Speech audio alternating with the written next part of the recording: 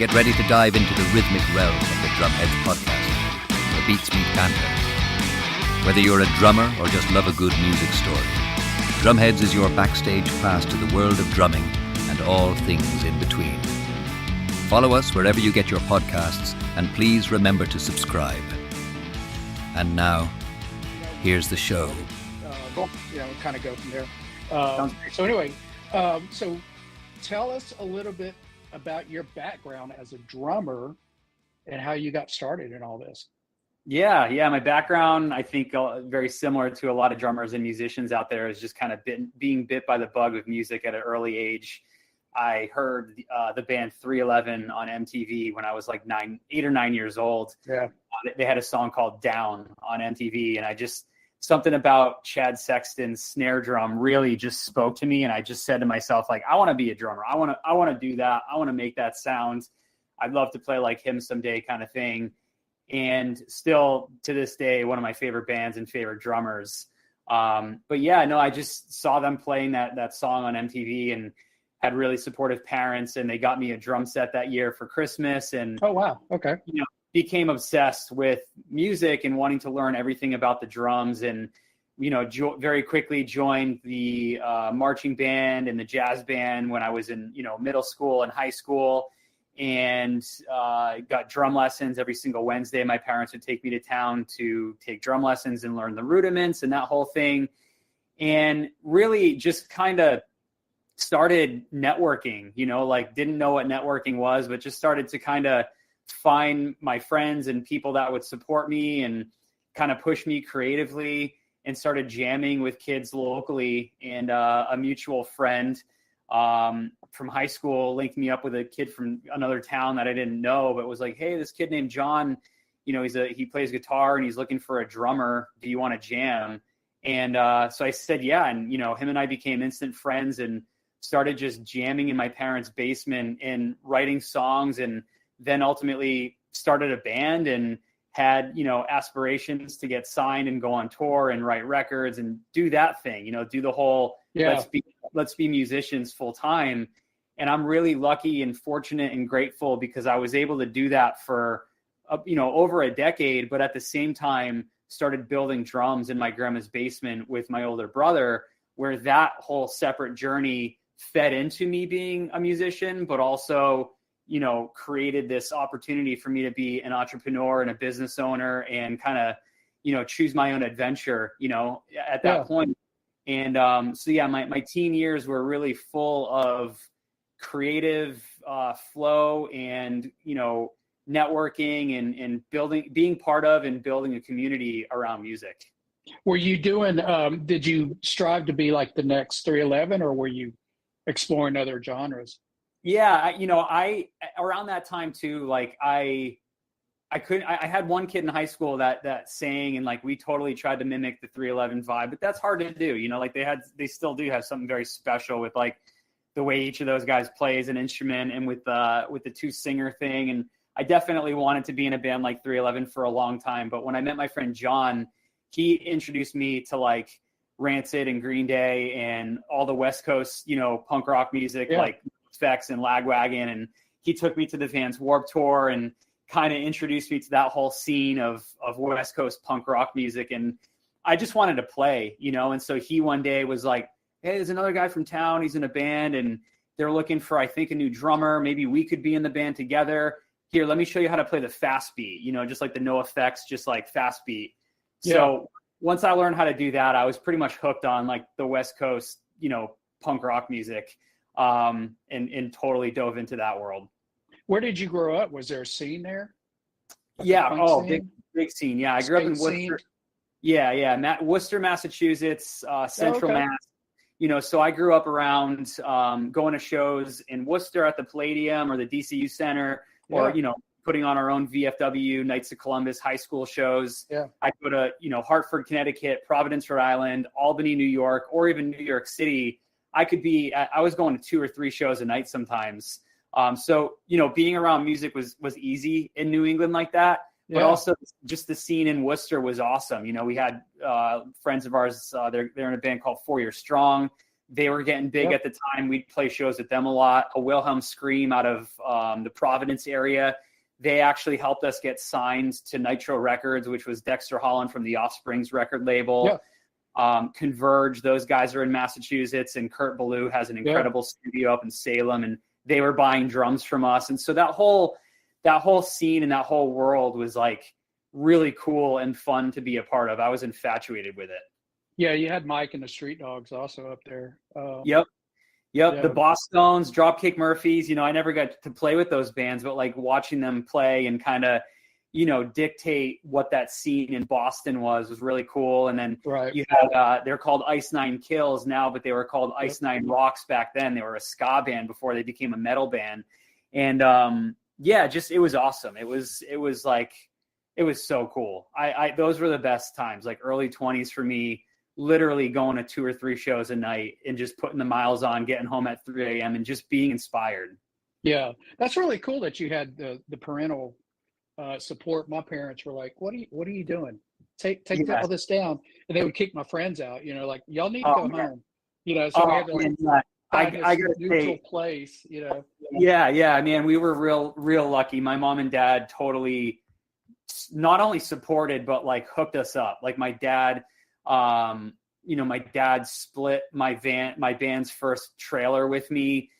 He helped us get our first van. They would take me to shows at the DCU Center, or my mom and dad would drive me to see 311 all over New England and get a hotel room. And that's awesome. The whole experience was great. And then my parents' house, the factory for SJC ultimately became my grandma's basement, which was literally, we lived next door to her when I was growing up. And so her house was there with the factory, and my parents' basement was me and my brother's band's practice spaces. And so our house just became the house that all the bands that were on tour would stay at as well. So we had like the Aquabats sleeping over our house every time they played the house in Boston, or the Axis in Boston when that venue was around. Just like my dad would make us all a massive dinner or breakfast, and it was cool. So I couldn't have asked for more support growing up. And later in my years, now that, I've been in the industry for a couple decades, I've been really motivated to kind of pay that forward and show the next generation that they can do it. Because, your story of, not having, sounds like the most supportive parents and like being in that world, that's not the case with everybody. My case, I think, was kind of rare.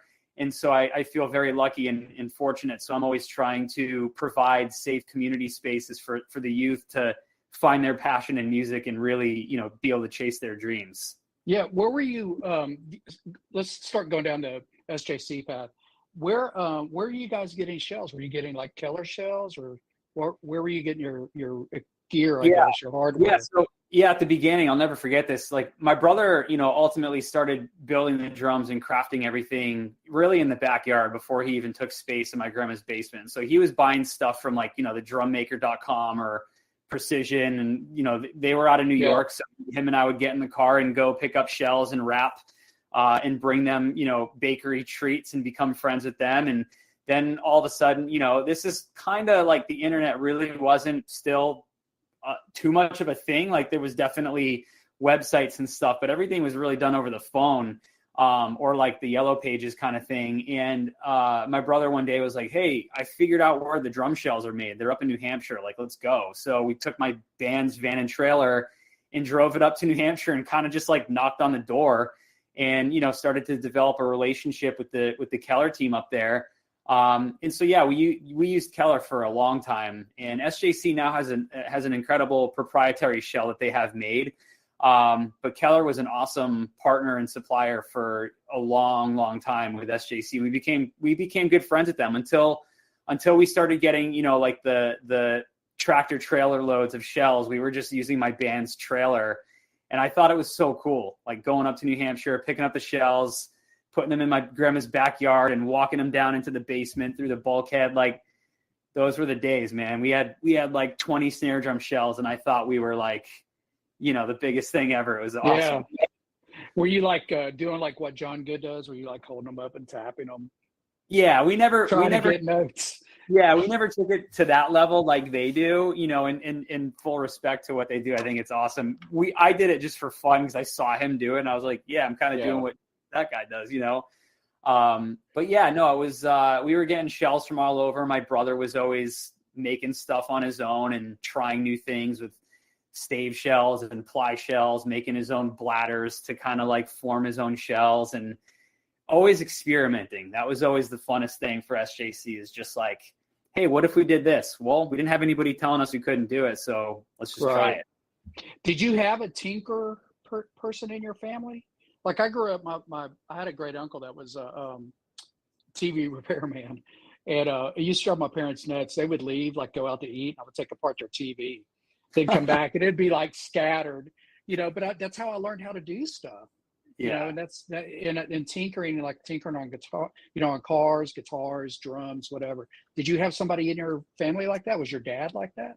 No, my dad wasn't, but I got to give a lot of props and love to my dad. He ran for 35 years a local Toyota franchise. So he had we're from a small town right outside Worcester, and he had a car dealership. So he had the entrepreneurial, accounting, marketing, leadership kind of skills that I was always chatting with him about to pick his brain. My grandfather and my great grandmother actually did some kind of like piecework, assembly work at like the big mills in central Massachusetts. And so it would kind of always just kind of like be interested in what we were doing. My grandpa would come and assemble with my brother and I and offer suggestions on how to do things with templates and make it a little bit faster. But yeah, my brother really was the mastermind of like, I'm going to dissect the drum, figure out how to cut the bearing edge and figure out what does what. I was always I'm inspired by West Coast culture and art and music, and I want to insert that into the brand. And then I really went down the rabbit hole of teaching myself graphic design, and I would go on the websites that as the internet started to become a thing, and you could go view source and look at all the HTML code, and I would go in and dissect it, copy and paste it, go in like a GeoCities website and make my own. And so I made the first SJC logo and website, and so it was really like let's divide and conquer this thing. You do the manufacturing, I'll do kind of the marketing and the artist relations and the back end stuff. And it worked really well for a long time. Yeah, that's awesome. I kind of had to get into it myself because my dad was electrical engineer. He worked at NASA, and he wanted me to go down that path, and I was more of a mechanical person. So I was, like I said, I was always taking apart stuff. And then when I started playing drums, I really got into it. And then it helped that I worked with this jazz drum instructor at a music shop, and he really taught me a lot about drums, like how to look at bearing edges and how to pick all that apart. And I did the same thing. I've rebuilt so many kits. I'd find like a junky kit, like a CB700 kit, and go to Precision and order a wrap, or replacement lugs, or clean the bearing edges up and try to make them sound as good as they can. With all that sort of stuff in mind, when you set out with let's kind of go into like where SJC is kind of getting started, it's getting established. Was there a particular tone or a sound or something that you wanted to accomplish when you set out? I think yes and no. My brother and I would definitely, would give different answers to this. He was definitely on the like hunt of the search for like the perfect tone and really perfecting the craft there. And all due respect, and I love that. That was obviously a necessary component. At the beginning, it was really, let's just make them look cool. He did the same. He took a 700 kit apart that he found on maybe Craigslist. I don't know if Craigslist existed back then, probably the Yellow Pages or something like that. Found a used kit, and it was a CB700, and rewrapped it, spray painted it, and was like, that looks cool. And that's where the light bulb for me went off of like, that kind of looks like the drums that like Chad Sexton from 311's playing. Like I've never seen, the kit he was playing, which was in Orange County back then. And I was like, that is cool. And so I would kind of just like, I was DIY making shows for my bands and going to Kinko's and flyering it. And I was like, next time I go to Kinko's, I'm just going to make a little ad and cut it in quarters and pass that out for you, Scott, and like people started hitting us up and they're like, can you rewrap my snare drum in a leopard print? And can you, drill a 2-inch hole in my snare drum? And he was doing a lot of refurbishing work to drums that already existed. And so he got his hands on a lot of the drums that were already out there being manufactured. So at the same time, he was kind of reverse engineering and looking at what different things did. Right.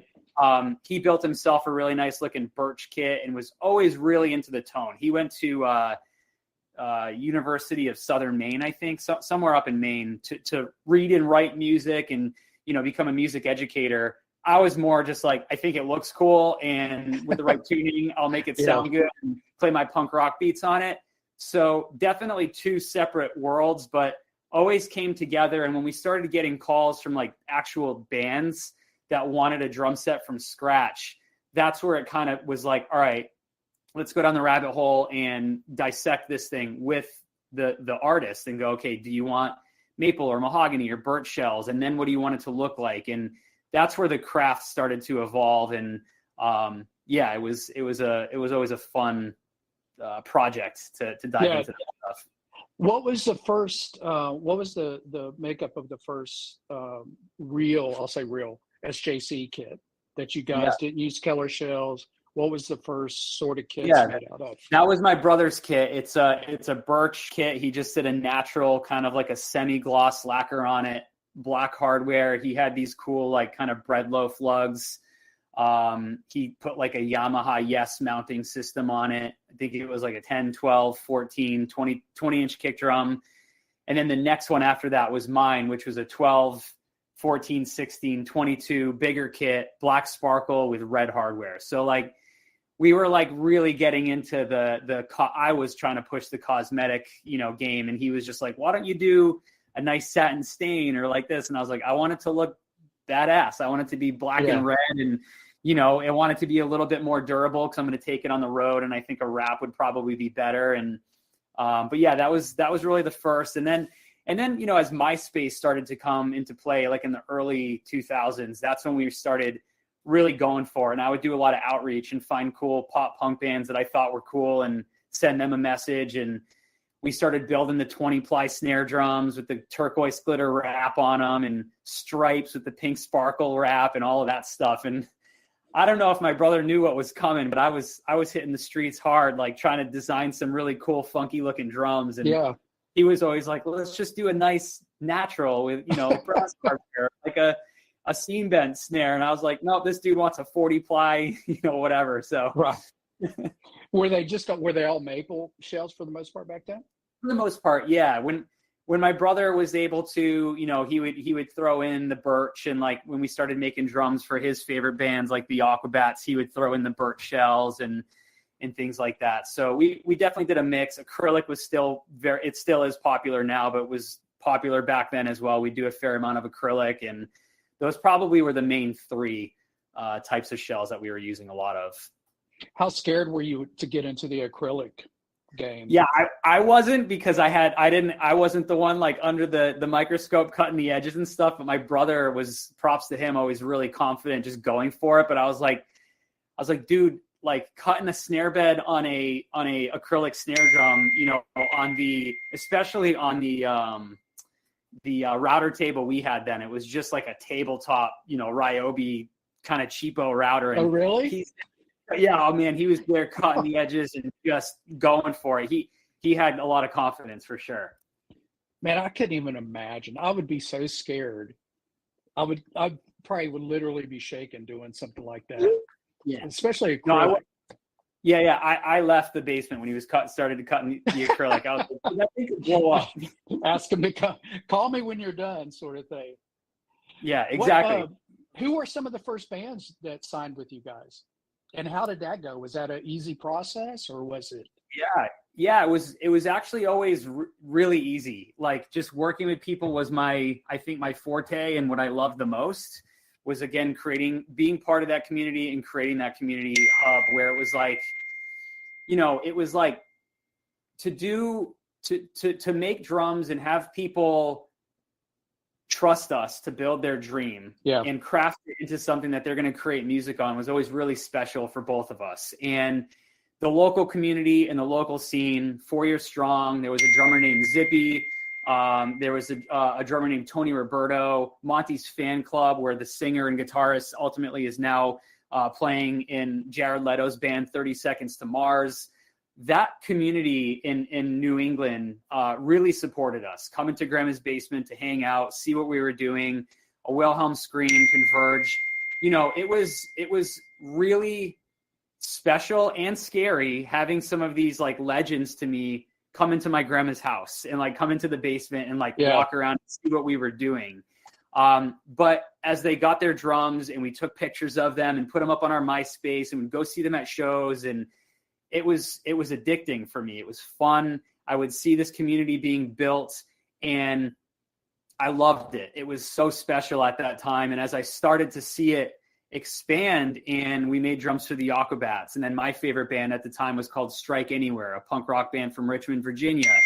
That all then just expanded into the word of mouth and the real business happening of like phone ringing. Hey, it's Scott Nagelberg from Crush Management, and Panic at the Disco is one of our new bands, and they're going into the studio and they're gonna be big. We want to get them some drums. And from that to Gym Class Heroes and the Academy Is and the Warped Tour scene, that whole thing just was such a ride, and it was addicting, like I said. And I think that still to this day, it's like an authentic way that SJC does it, where it's not contractually obligating. It's like, we have to make you happy, and if you're not, like, you're free to go elsewhere. But we pride ourselves on communication, delivering a rock star experience to the artist and the drummer, and just making cool drums. Like, I think that there's something special about that, and we built that kind of core value set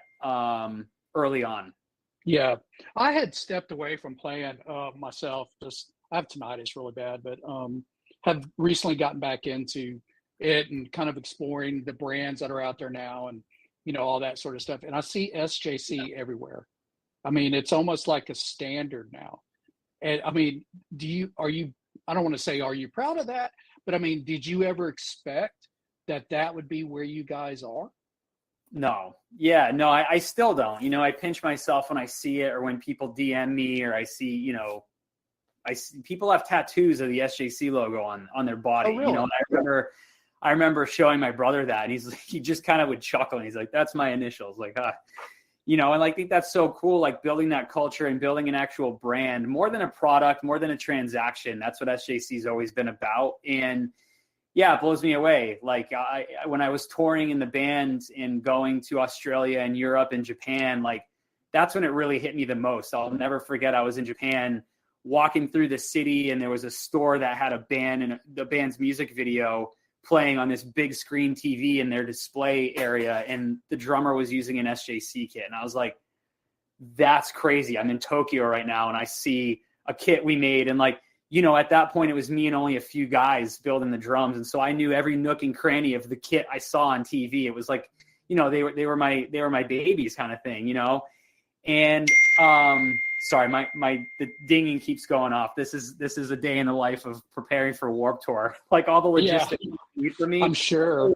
Hey this, hey that. But no, yeah, it makes me really proud. But I feel like we've always been kind of like brutally honest and brutally humble with ourselves, because it's always been a really small company, and probably always will be that kind of core niche thing. And so a lot of people, as the company was growing, and I'd see friends from high school at weddings or whatever, it's like, man, your company's killing it. You guys are huge. And I'm like, yeah, I mean, brand wise, the recognition is out there. There's a lot of people playing the drums, but like, it's a really challenging business to run, like slim margins times. The competition is fierce because there is a lot of competition out there, and just the market for the actual acoustic drum industry is not that big compared to electronic drums or accessories or guitars. And so that juxtaposition for me always kept me in check.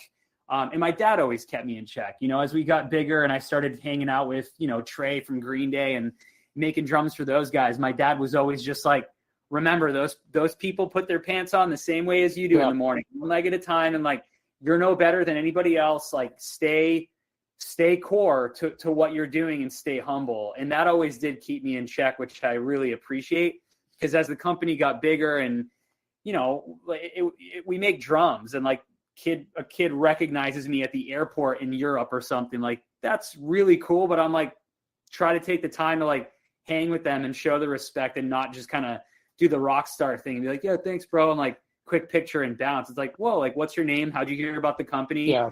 I always thought that was really cool because that was kind of a little mini focus group for me as well, like finding out what's working and what people actually think of SJC in real life. Yeah. I mean, I've always heard that, what your dad said. I've told that to many people, like they're just human. They put their pants on the same way. Yeah. But I've also been told throughout what I've done in professional and personal life is that you meet the same people going up that you meet coming down. So, it being like you were saying, picture, yo, thanks, bro, and then leave and blow them off. They're going to remember that, and it's going to impact a decision they may make later. So I want to switch gears a little bit. Have you ever had somebody that you just could not meet their demands? You don't name names. I don't want to make anybody mad, but is there anyone that you just kind of was like, man, I'm sorry, we just, we tried everything, we just can't meet what you want? Yeah, I think there's surely a lot of customers that wanted SJC that whether we couldn't make exactly what they wanted or just the budget didn't work out, that it went, it just didn't happen, which is fine. That's all fair in business. And in being in such a custom niche thing where we really, tout that we can do anything and everything, there are obviously limits, safety limits. Sure. Some people back in the day wanted like drums that had pyro coming out of them. I'm like, got to leave that to the pros. The guys that have the insurances and the licenses to do pyro on stage, sync up with them kind of thing. But we always, and this kind of goes back to the conversation about the community and the artists that we worked with, there was always a way to find a common ground. There was a period of time in like 2015 where a lot of the drummers playing on the Vans Warped Tour were kind of pushing each other and us to the limit of like, we were making a Jaws theme kit and then a Donkey Kong theme kit and then an Acorn drum set and then a DeLorean Back to the Future kit. And that got a little crazy and out of hand. And we kind of had to pump the brakes a little because it was like, we just shut the shop down for 3 weeks to make that kit. Like probably not the most financially responsible decision to make, although the marketing that we got, the marketing value from people seeing that was pretty awesome. So, kind of came out in the wash there, but yeah, no, we'd always have, if we couldn't do something, we would try to find a middle ground and negotiate or, suggest different things where the artists 9 times out of 10 were just like, yeah, I actually like that better anyway, or my drum tech likes that better, or front of house likes it better. Thanks for suggesting it. And that, again, kind of led into like mini focus group sessions where it was like, sweet, like we just learned something from that. We're not staying just, strict in a box. We're willing to explore and try different things, which was always cool. Yeah. Your phone keeps pinging for Warped Tour. What's going on with that? Tell us a little bit about all of that. Yeah, Warped Tour's in 2 weeks. It hasn't been around in a few years, and it's their 30th or 35th anniversary this year. And so Kevin Lyman and Warped Tour came back. They're doing 3 shows in DC, Long Beach, and in Orlando, Florida.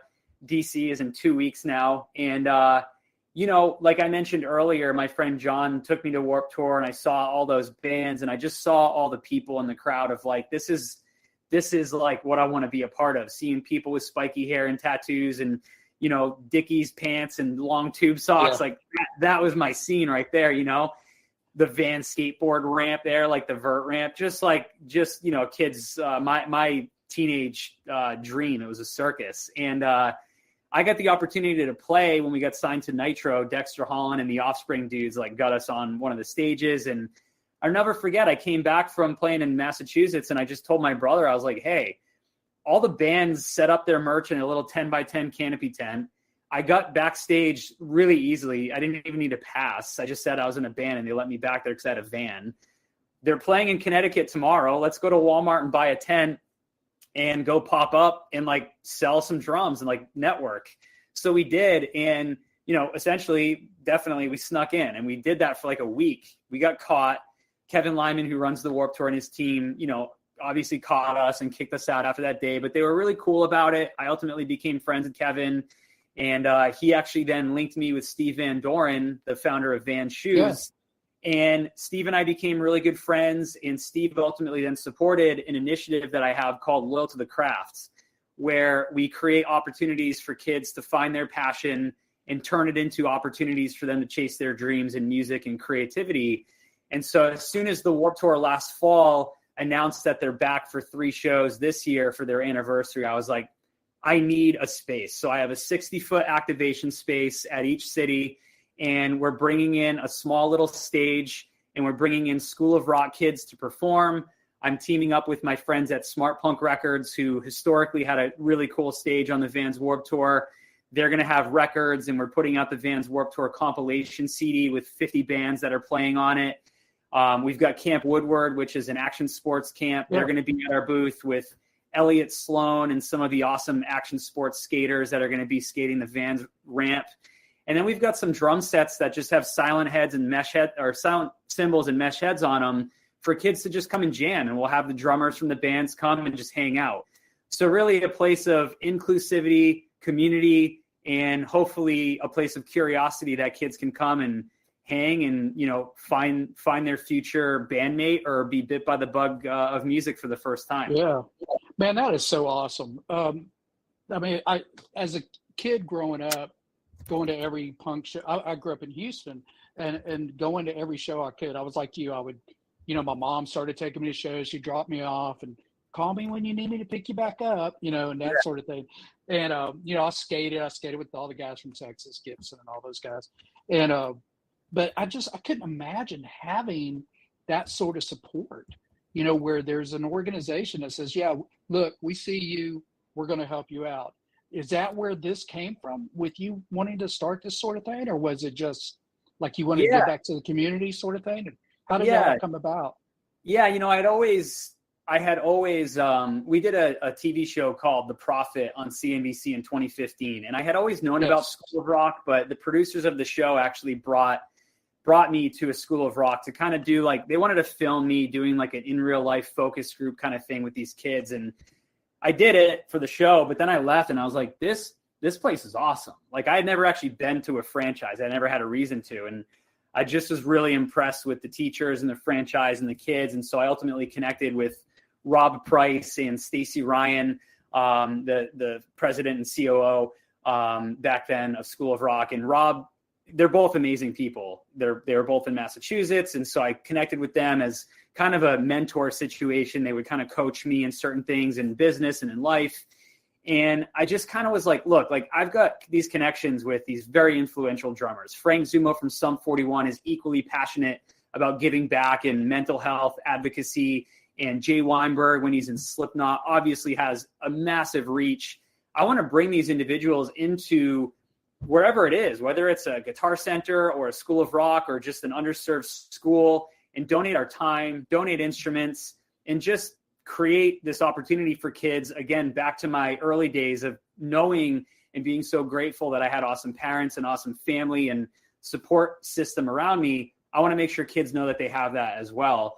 And so I was just kind of doing it, bootstrapping it, parlaying it through what SJC was doing at NAMM. I would go and, Huntington Beach has a bunch of volleyball nets. So I would hit up Red Bull or Vans and go, can I borrow your tents? And can I get a little bit of budget to get some food for people? And that turned into Jay Weinberg and Trey Cool coming and playing volleyball and cooking burgers on the beach with 50 kids. And it was like, it was still my teenage dream come true. I was in my 30s at that point, but people were just leaving that saying, like, this is awesome. This is why I love SJC. And so it was always just kind of make it happen. But then when Vans really got involved, and the VP, his name is Mitch, and Steve were like, we'll provide you Vans goodies, which is always fun, shoes and backpacks and shirts and stickers. Kids love Vans.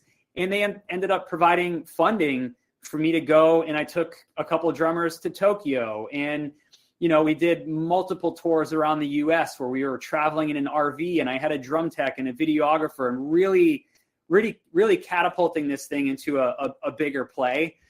Then the pandemic happened and slowed it down a little bit, but this Vans Warped Tour in 2025 here was really the catalyst for me to get it all back going and, just build it. And it doesn't always take big budget. I brought Teddy Swims into a high school a couple weeks ago to talk to the kids, and there was a couple hundred kids there that I think we changed, even if it's one kid's life, one a day. Oh, yeah. That's it's a big deal. And so that's the mission of what we're on. Yeah, that's awesome, man. I love that. I've done some work with inner city kids as a soccer coach, and it's it does make a difference, and all it takes is that one, because, he can be a bigger influence than you can with his friends, to pull them in. So what does the future hold? Where's SJC going? What do you think? Yeah, SJC, I think there's last year, the brand signed a deal to be distributed through Hal Leonard. And so, the brand always I had worked really super hard on getting us into Sweetwater and building a relationship there. And then ultimately Guitar Center. Guitar Center scared me a little bit because there were so many stores and I wasn't really confident early on that we'd be able to sustain the demand that could potentially be there. And I didn't want to hurt SJC's brand recognition and Guitar Center. So we ultimately then, when we had the right team and everything in place, we had Guitar Center and Sweetwater, dealing our drums and giving them certain series that only they carried, doing the limited artist run, series with Jay when he was in Slipknot and Josh Dunn from 21 Pilots. Those products are now in a lot more stores, a lot of the smaller stores across the country. So allowing more individuals and kids and their parents to go check out and touch and hear the drums in person.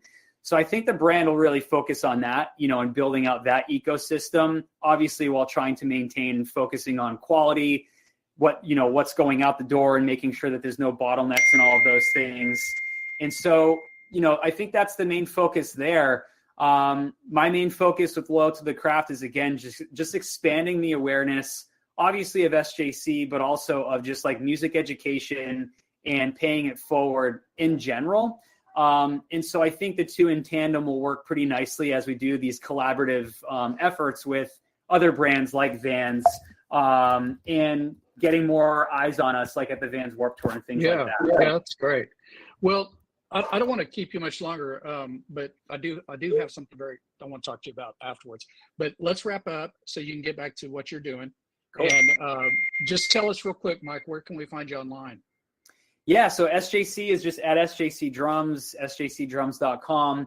And then Loyal to the Craft is at Loyal to the Craft and loyaltothecraft.com. Check it out. We've got a bunch of episodes and we do podcasts and a lot of the give back stuff like the Teddy Swims one I mentioned. That'll be up on our YouTube and our website pretty soon here. And yeah, to support us, just sign up for our email list. If you want to grab a t-shirt on loyaltothecraft.com, we call it Fueling the Habit. That always goes back to us being able to, donate time and instruments and gear and providing these opportunities for the youth to just really, find their passion if they don't already have it. And if they do, providing them resources to achieve their dream and make it happen. So, okay, cool. I'll throw the links up when I get your episode.